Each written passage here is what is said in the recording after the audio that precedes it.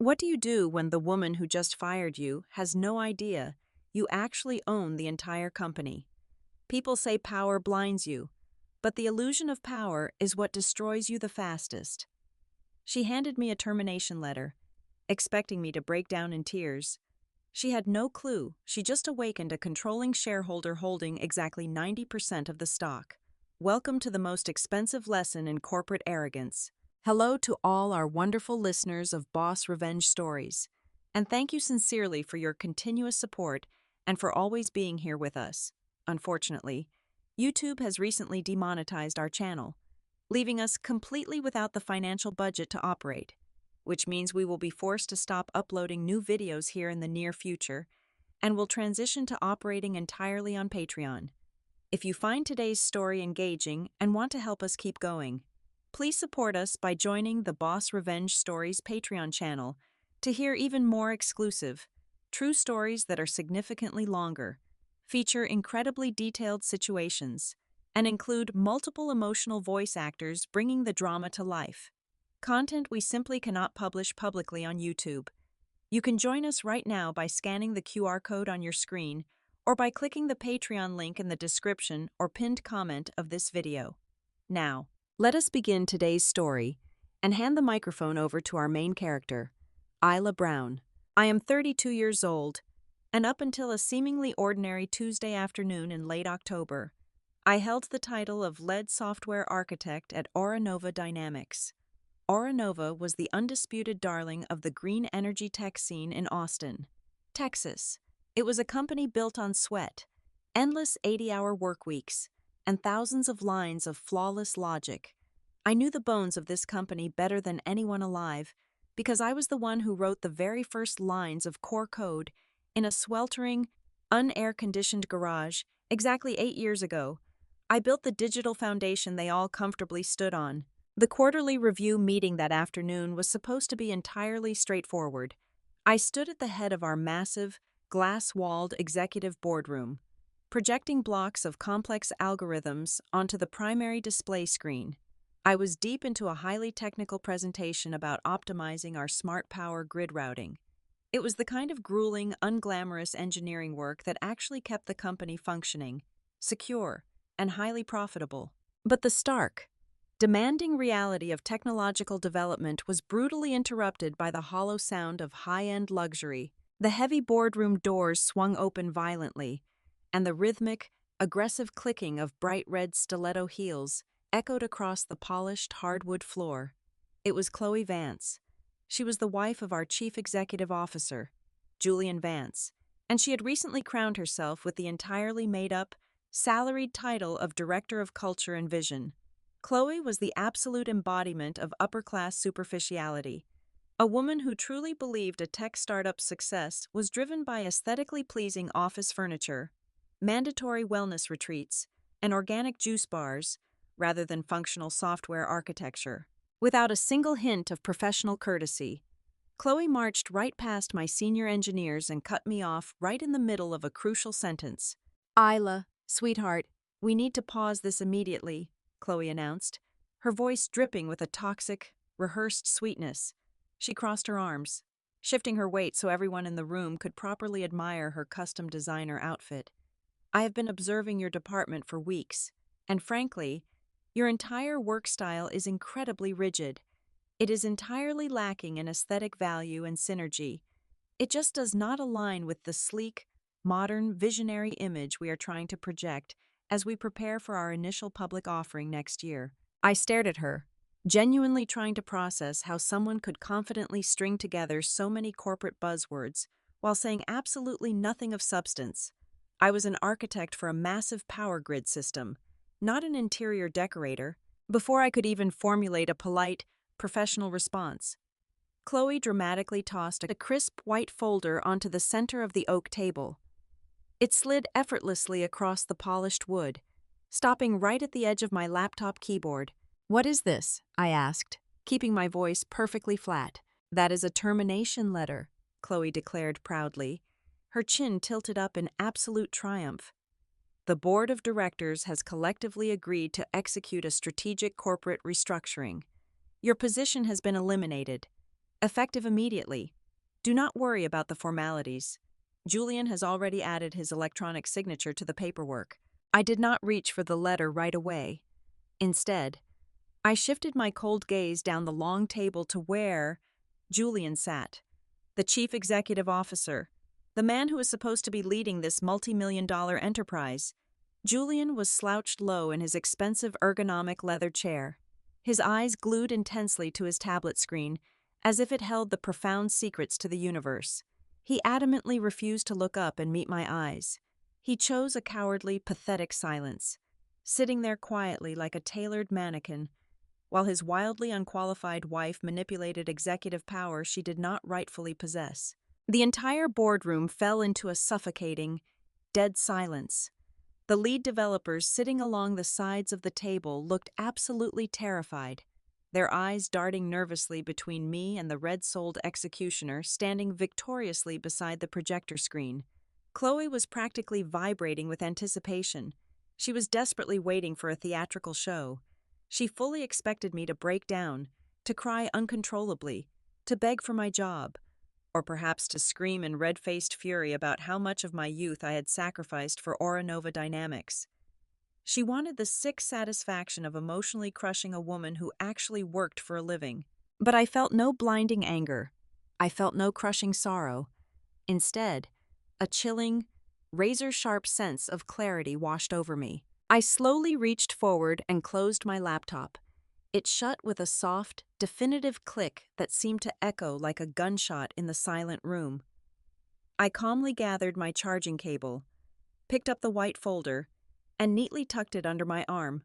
I looked directly into Chloe's smug face, offered her a small, perfectly polite smile, and gave a single nod of my head. "Thank you for the clarity," I said, my tone perfectly even and completely devoid of emotion. I turned my back on the stunned room and walked straight out the glass doors, my posture perfectly straight and my head held high. Never once looking back at the fragile empire I was already calculating exactly how to destroy. As I navigated my car out of the expansive corporate parking lot, the crisp white termination folder rested quietly on the passenger seat next to me. Most people in my position would be aggressively dialing a labor lawyer, hyperventilating in panic, or crying over a violently derailed career. I was doing none of those things. I was simply shifting my mindset from the role of a dedicated employee to the reality of an absolute owner. The grand, unspoken secret of Oranova Dynamics did not reside in its proprietary algorithms or its highly coveted green energy patents. The true secret was its origin. The massive empire they were currently polishing and preparing to take public was not conceptualized in a high-rise office block by men in expensive suits. It was born exactly 8 years ago in a cramped, uninsulated garage on the outskirts of the city. I was the one who spent thousands of hours in the dark, coding the core logic that would eventually revolutionize power grid distribution. I am the anonymous founder. However, I recognized my own limitations very early on in the process. I was a brilliant engineer, but I possessed zero interest in the grueling, superficial circus of corporate networking. I actively despised media attention, venture capitalist pitch meetings, and the endless necessity of small talk. I needed a charismatic front. I needed a face. That was when I found Julian. Back then, he was just an ambitious executive with a freshly printed business degree, a remarkably tailored wardrobe, and a golden tongue. I did not hire him to build the product. I hired him to sell the dream. He was, by brilliant and intentional design, a puppet chief executive officer. But handing over the operational reins of my life's work required an ironclad insurance policy. I was never going to leave my ultimate destiny in the hands of a man who inherently cared more about optics than functionality. To protect my intellectual property and maintain absolute, unchallengeable authority, I engineered a corporate structure as complex and flawless as my grid algorithms. I established a highly secure shell company named Obsidian Holdings through a heavily fortified, entirely legal blind proxy structure. Obsidian Holdings systematically absorbed exactly 90% of the voting shares of Oranova Dynamics. It was a masterpiece of legal obscurity, completely untraceable back to my personal identity. For 8 consecutive years, Julian and the board of directors operated under a beautifully orchestrated, massive delusion. They were absolutely convinced that Obsidian Holdings was a ruthless, faceless foreign private equity syndicate. Whenever annual shareholder meetings occurred, they interacted strictly with my highly paid proxy lawyers. I used to sit quietly in the back row during those corporate presentations, watching Julian sweat profusely as he delivered his financial reports to the blank-faced attorneys who secretly reported directly to me. Julian feared Obsidian. He worshipped the silent, terrifying power of this imaginary overseas giant that seemingly only cared about annual profit margins and left the daily operations strictly alone. He never once suspected that the all-powerful entity holding his entire career in its hands was the quiet software architect sitting just a few doors down from his corner office. I chose to hide in plain sight under the guise of a senior employee because I firmly believed that premature interference from a majority shareholder would completely disrupt the organic growth of the executive branch. A company needs to learn how to walk on its own. As long as Julian secured the funding and kept the stock valuation climbing, I was perfectly content to let him play king in the castle I had built. But everything shifted the moment Chloe tossed that folder onto the boardroom table. Sitting at a red light, I looked down at the forged document. What Chloe and Julian fundamentally failed to understand was that this termination was not a personal insult. It did not hurt my feelings, and it did not break my heart. It triggered a strictly logical, highly punitive legal protocol. By allowing his wife, an individual with absolutely no legal standing, no authorized power, and no elected position within the corporate hierarchy, to manipulate core personnel decisions and dictate strategic direction, Julian had crossed a fatal line. He had abandoned his post. He had allowed a completely unqualified outsider to hijack the steering wheel of the company. In the strict eyes of corporate law, this was a catastrophic breach of fiduciary duty. Julian was legally bound to act in the best interest of the shareholders, and instead, he had weaponized the company's resources to feed his wife's pathetic, fragile ego.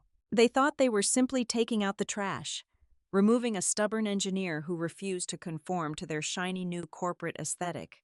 They were entirely oblivious to the fact that they had just handed the controlling shareholder a perfectly wrapped, undeniable legal motive to execute a total corporate slaughter. The long era of silent observation was officially over. The ghost was finally stepping out from behind the velvet curtain, and I was going to tear their borrowed, arrogant kingdom completely to the ground. The drive back to my minimalist townhouse in the quiet hills of West Austin took exactly 45 minutes. When I walked through the heavy oak front door, the silence of the empty house enveloped me. There were no tears, no dramatic sighs of despair, and certainly no moments of self-pity. My mind was already compartmentalizing, shifting rapidly from the realm of software engineering to the cold, unforgiving landscape of corporate law. I walked directly into my home office, bypassed my standard workstation, and knelt before the steel floor safe concealed beneath a Persian rug. I spun the mechanical dial, the heavy bolts sliding back with a satisfying, definitive metallic thunk. Inside, resting beneath a stack of emergency passports and encrypted hard drives, was a thick, black leather binder.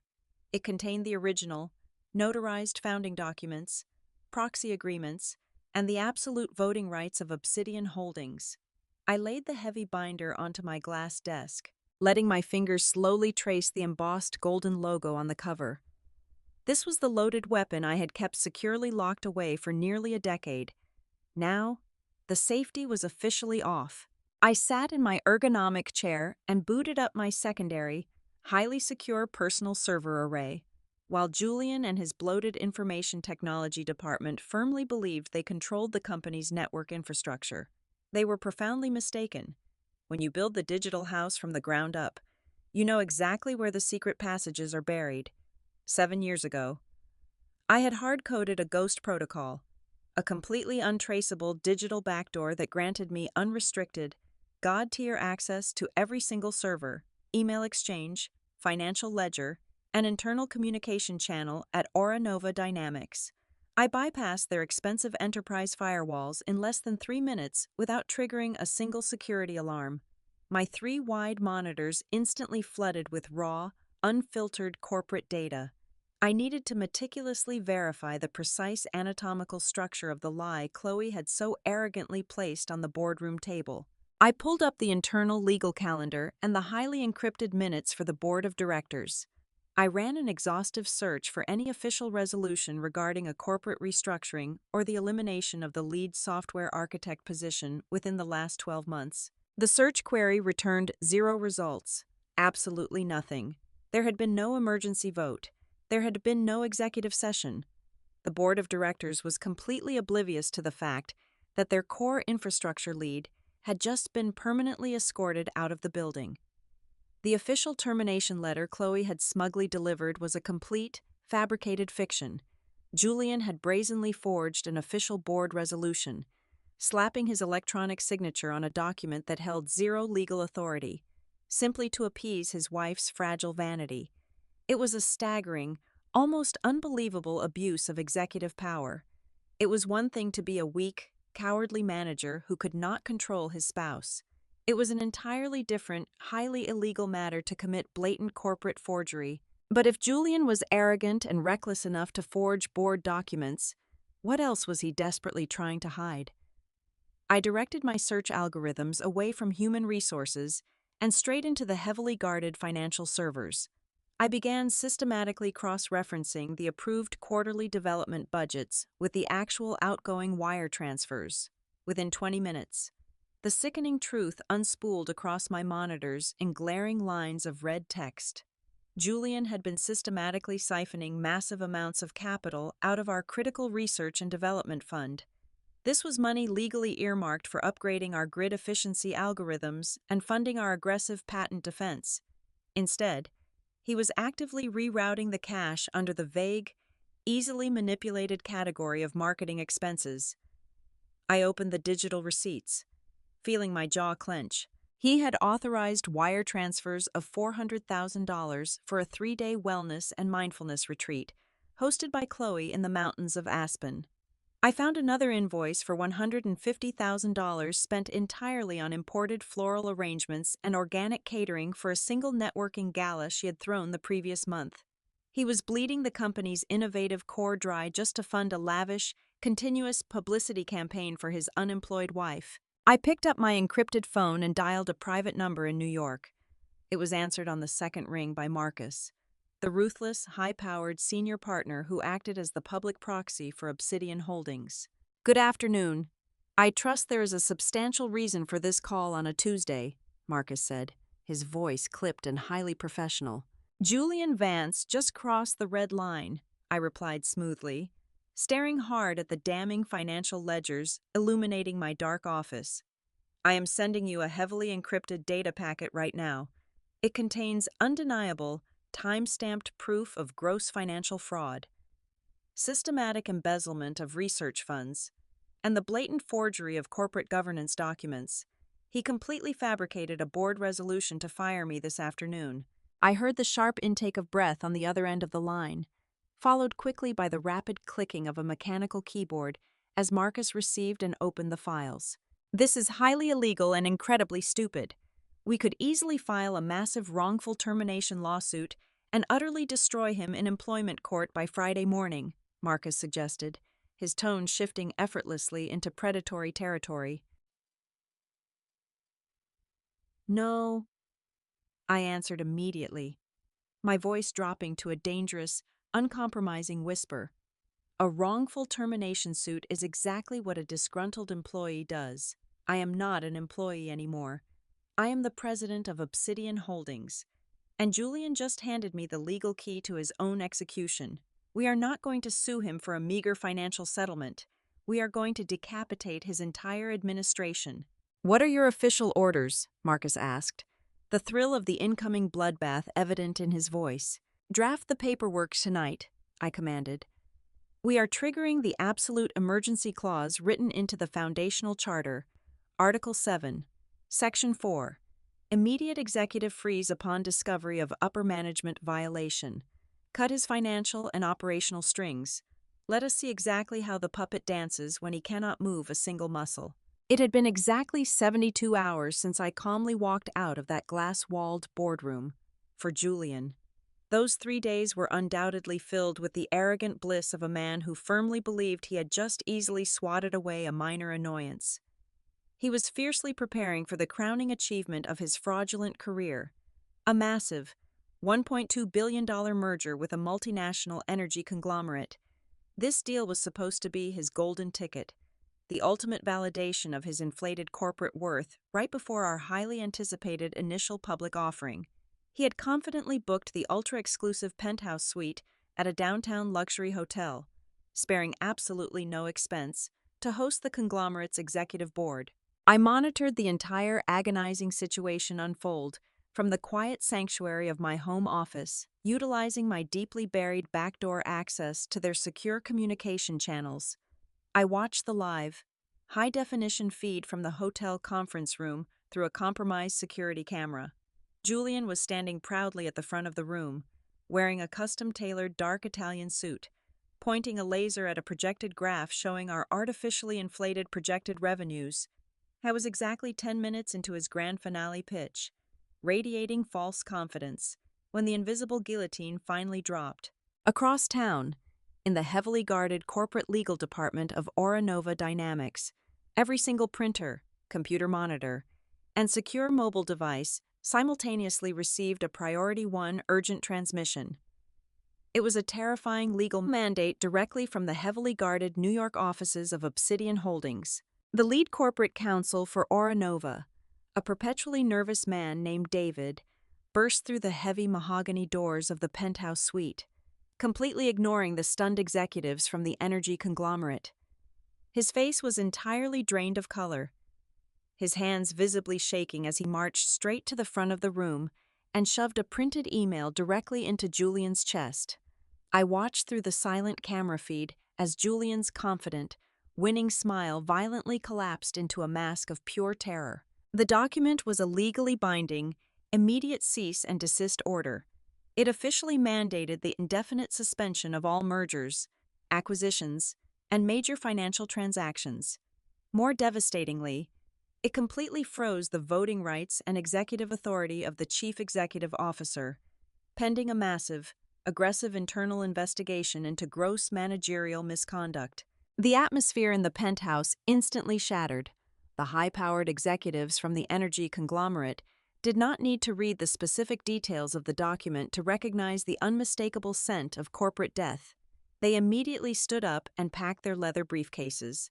You simply do not hand over $1.2 billion to a company actively being investigated and paralyzed by its own majority shareholder. They practically sprinted out of the room, loudly instructing their own lawyers to sever all ties and kill the deal. The monumental merger, Julian's glorious golden parachute, evaporated into thin air in less than 4 minutes.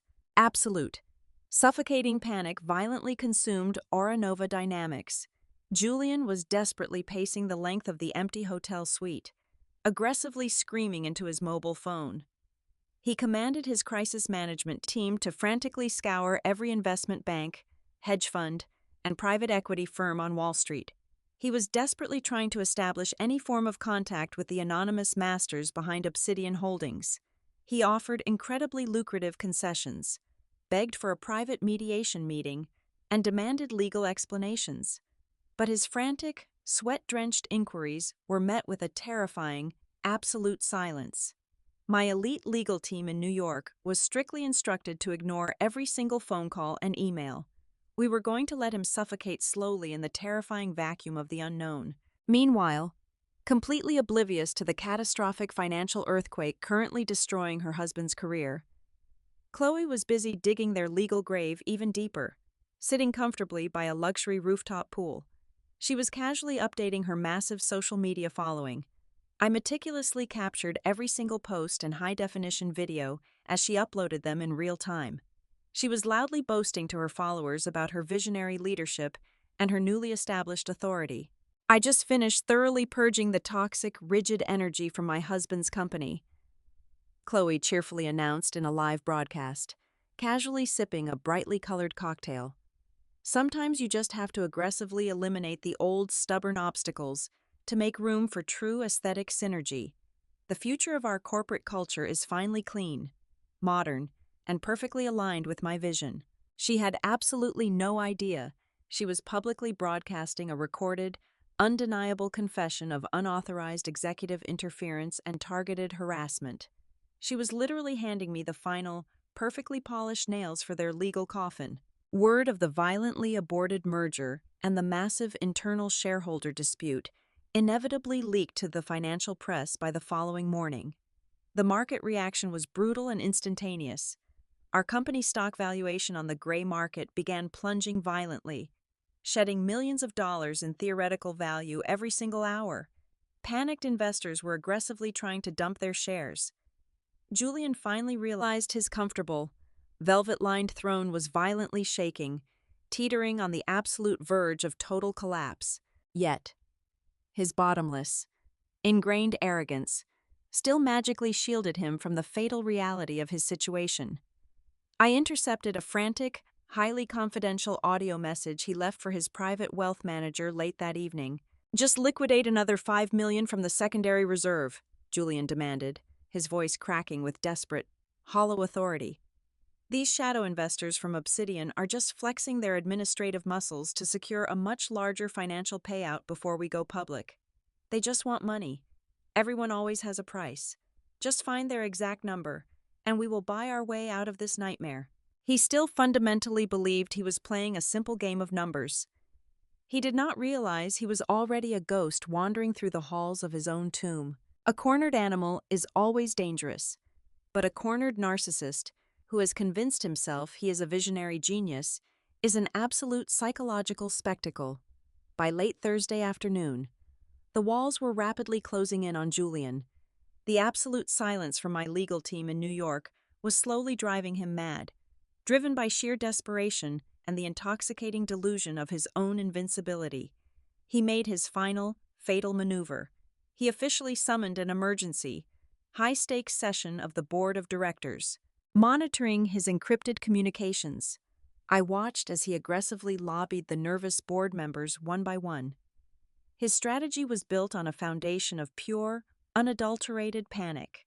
He painted Obsidian Holdings not as a majority shareholder, protecting its investment, but as a malicious, hostile foreign entity, attempting an aggressive corporate takeover. He demanded the board immediately vote to completely override the power restrictions placed upon him, arguing that restoring his full, unchecked executive authority was the absolute only way to protect the company from this imaginary external threat. But Julian knew he needed a compelling distraction, a scapegoat to completely absorb the blame for the violently plunging stock prices and the sudden atmosphere of terror within the office. That was when he and Chloe decided to weaponize my abrupt departure. They could not admit they fired their lead architect over an office aesthetic, so they fabricated a much darker narrative. Through heavily monitored internal messaging channels, I watched the toxic rumor mill begin to churn. Chloe intentionally leaked a highly confidential, completely falsified report to the senior management teams. The rumor maliciously claimed that I was a dangerous industrial spy. They boldly asserted that I had been immediately terminated and escorted off the premises because I was caught red-handed attempting to steal our proprietary grid algorithms to sell to a rival tech firm in Silicon Valley. They painted me as a bitter, treacherous thief, desperately hoping this lie would rally the terrified employees behind Julian's fragile banner. Late Friday evening, my encrypted phone buzzed violently. It was Marcus calling from New York. He had just seen the defamatory rumors circulating through the internal corporate channels. "This is blatant, highly actionable defamation," Marcus stated, his voice tight with professional outrage. "They are actively destroying your professional reputation to save their own skin. Give me the authorization right now. I will release the complete financial fraud dossier to the Wall Street Journal and the federal authorities tonight. We can completely destroy him in the media before the sun comes up tomorrow. He will be in federal custody by Sunday." I leaned back in my chair, watching the digital logs of Julian fabricating even more financial projections for his upcoming meeting. "No," I replied smoothly, my voice devoid of any anger. Leaking the documents to the press is far too easy. It allows him to play the victim of a sudden corporate leak. I want him to stand in that boardroom. I want him to look his board members directly in the eye and present his magnificent lies. He spent years building this massive, glorious scaffold of deceit. The absolute least I can do is let him proudly walk up the steps and place the rope around his own neck. Hold all the files. Understood, Marcus replied, a hint of dark amusement slipping into his professional tone.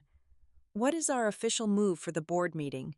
Draft a single, definitive notice to the board of directors and the chief executive officer, I instructed.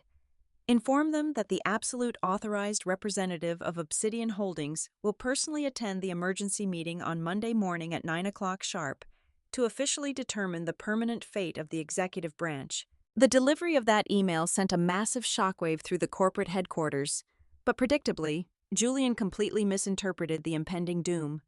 In his deeply twisted, arrogant reality, the fact that Obsidian was finally sending a physical representative meant they were willing to negotiate. He firmly believed that if he could just get a suited Wall Street proxy into a room, he could easily manipulate them with his golden tongue and his freshly fabricated financial projections. That weekend, the sheer magnitude of their delusion reached a sickening peak. Instead of preparing a legitimate legal defense, Julian and Chloe threw a lavish, catered celebration party at their sprawling, multi-million-dollar estate in the hills. Through the social media feeds of their wealthy, clueless guests, I watched them toast to their impending victory with $1,000 bottles of imported champagne. Chloe was recorded laughing brightly by the infinity pool, wearing another ridiculous designer gown, loudly assuring her friends that the scary corporate investors from New York were just sending a messenger to officially approve her husband's brilliant new vision for the company. Julian was captured standing in his expensive outdoor kitchen, holding a crystal glass, confidently boasting that by Monday afternoon, the company would be completely purged of all its dead weight, and he would have total, unquestionable control over the upcoming public offering. They spent the entire weekend comfortably wrapping themselves in a warm, luxurious blanket of absolute denial, completely unaware that the mysterious, ruthless representative they were so eagerly preparing to charm and manipulate was currently sitting just a few miles away, quietly drinking black coffee and meticulously organizing their total annihilation. Monday morning arrived with a suffocating, heavy tension that seemed to settle over the entire corporate campus. By 8:45, the massive executive boardroom was packed entirely to its capacity. The long, polished oak table was surrounded by the entire board of directors, looking deeply exhausted and terrified. A small army of high-priced corporate lawyers sat defensively along the perimeter walls. At the very head of the table sat Julian, attempting to project an aura of calm, commanding authority in a navy blue bespoke suit. Seated directly beside him, in a blatant display of arrogance and deeply misplaced entitlement, was Chloe. She was wearing another aggressive designer outfit, clearly demanding to be present to assert her imaginary dominance over whatever financial proxy was about to walk through the doors. They were completely ready to lie, charm, and manipulate their way out of the corner. At exactly 9 o'clock, the heavy glass doors swung open. Every single head in the room snapped toward the entrance, expecting to see a ruthless, silver-haired Wall Street shark flanked by a team of aggressive New York litigators. Instead, they saw me. I walked into the room wearing a sharply tailored, minimalist black suit and sensible flat shoes. I carried absolutely nothing except a single, sleek black leather folder tucked neatly under my arm. The collective confusion in the room was instantaneous and palpable. Julian immediately turned a shade of pale gray, his jaw dropping before rapidly twisting into a mask of pure, unadulterated fury. He slammed his hand down on the table, the sharp crack echoing through the dead silence of the room. "What in the world is she doing in here?" Julian barked, his voice cracking slightly with panic. He frantically waved his hand toward the glass walls. "Security! Someone call security right now!" I gave strict documented orders that this disgruntled former employee was permanently banned from the premises. "Get her out of my boardroom." Two heavy-set security guards immediately stepped forward from the hallway, reaching for my arms, but before they could even make contact, The sharp, terrified voice of David, our head corporate counsel, shattered the tension. "Stop right there! Do not touch her!" David practically screamed. David pushed his chair back violently, the legs scraping loudly against the hardwood floor. He was clutching a secure company tablet in his hands, staring at the screen as if it were an explosive device. Heavy beads of sweat were actively rolling down his forehead and soaking into the collar of his expensive dress shirt. He looked physically ill. He slowly raised his eyes, looking back and forth between the tablet screen and my perfectly calm face. "David, what is wrong with you?" Julian demanded aggressively. "Call them off and have her removed." "Julian, you need to shut your mouth right now," David whispered, his voice trembling so violently the entire room could hear it. He turned to the bewildered board of directors, his hands shaking uncontrollably. "I just received the heavily encrypted credential packet from the senior partners in New York. The proxy veil has been officially lifted. Isla Brown is not a former employee. Isla Brown is the sole, founding proprietor and the 100% owner of Obsidian Holdings. She holds exactly 90% of the absolute voting power in this room." The silence that violently slammed into the boardroom was absolute and terrifying. It was the heavy, suffocating silence of an impending execution. You could practically hear the individual heartbeats of the board members rapidly accelerating. Julian physically collapsed back into his large leather chair, as if all the bones in his body had suddenly dissolved. His mouth opened and closed repeatedly, but absolutely no sound came out. The arrogant, untouchable chief executive officer was suddenly reduced to a gasping fish. Beside him, Chloe's smug, painted smile violently shattered, replaced by a look of absolute uncomprehending horror. She stared at me as if I had just risen from the dead. I did not rush. I took my time. I walked slowly and deliberately down the entire length of the boardroom, the soft, confident click of my flat shoes echoing in the deathly quiet space. I stopped right at the head of the table, standing directly over Julian and Chloe. I did not raise my voice. I did not need to. True authority does not shout. I opened my black leather folder and gracefully tossed a single piece of paper onto the center of the table. It was the forged termination letter from last Tuesday. "I believe you left this on my desk," I stated calmly, my voice cutting through the room like a scalpel. Before anyone could take a breath, I tossed a second, much thicker stack of documents right on top of it. "That is a heavily documented, time-stamped financial ledger," I announced, addressing the terrified board of directors without breaking eye contact with Julian. "It contains undeniable proof of gross financial fraud. Our chief executive officer has been systematically embezzling hundreds of thousands of dollars from our critical research and development funds to finance his wife's vanity projects, luxury vacations, and completely unauthorized corporate parties. Furthermore, he explicitly forged an official board resolution to terminate a core architectural founder simply because his wife did not like my office aesthetic." A collective gasp rippled through the board members. Several of them instinctively leaned away from Julian as if he were suddenly highly contagious. I finally looked down at Julian. His eyes were wide with pure terror, welling with the pathetic tears of a man who realized his life was completely over. "Julian Vance," I said coldly, delivering the final, fatal blow. "By the absolute authority vested in me as the majority shareholder, you are hereby stripped of your title as Chief Executive Officer. Effective this exact second, your corporate access is permanently revoked. Your stock options are entirely voided due to a catastrophic breach of fiduciary duty. Your severance package is exactly $0. You will leave this building with nothing but the clothes on your back." "Isla, please, we can talk about this," Julian choked out, his voice a pathetic, high-pitched whimper. "I built this brand for you. I was just trying to protect our image." "You built nothing," I corrected him sharply. "You were simply a rented suit, and your lease has officially expired. Oh, and you should also know that my legal team in New York transmitted this entire unredacted fraud dossier to the Securities and Exchange Commission exactly 1 hour ago. You will need a very good criminal defense attorney." That was the exact moment Chloe completely lost her mind. The fragile illusion of her elite, Upper-class reality shattered into a million pieces. She leaped out of her chair, her face twisted in a hideous mask of uncontrollable rage, and began screaming hysterically.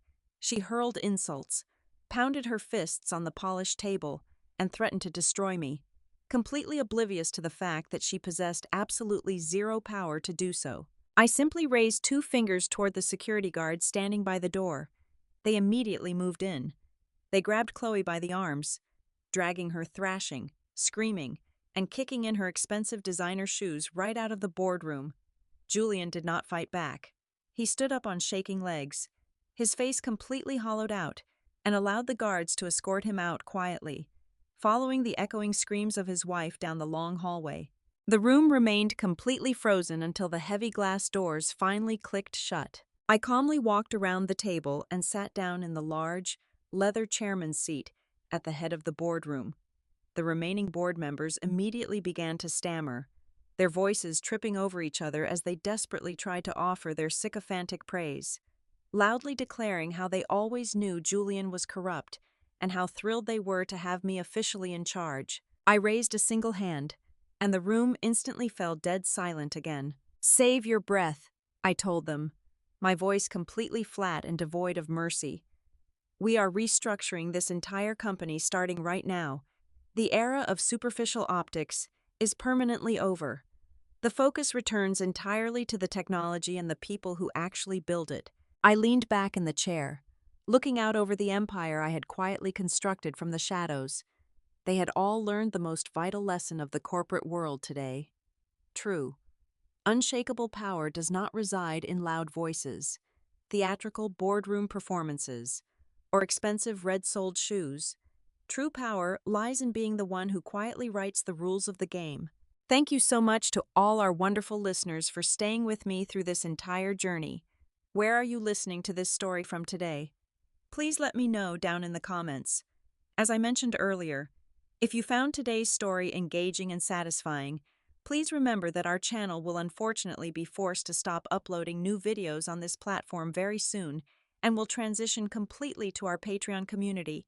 We desperately need your help to keep bringing these incredible narratives to life. Please support us by joining the Boss Revenge Stories Patreon channel to hear the absolute best, most detailed, and exclusive true stories that we simply cannot publish publicly on YouTube.